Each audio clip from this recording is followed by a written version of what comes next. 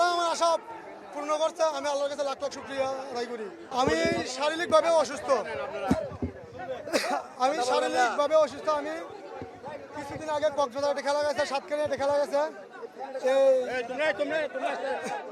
একটা গেছে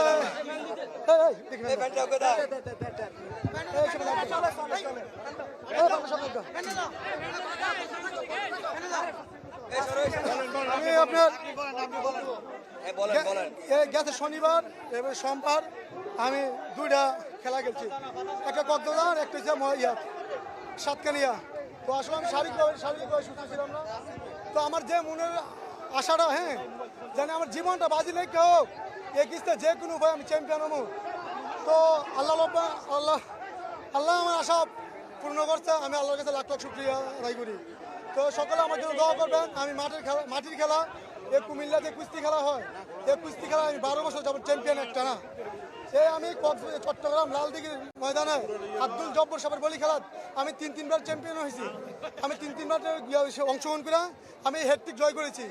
তো আমার থেকে অনেক আনন্দ লাগতেছে।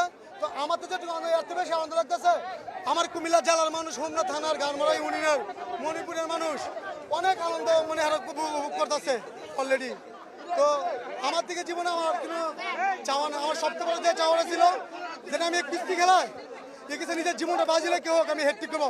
আল্লাহ আমার আশা পূর্ণ করছে। তো এই বলে আমি কথা শেষ করলাম। আসসালামু আলাইকুম।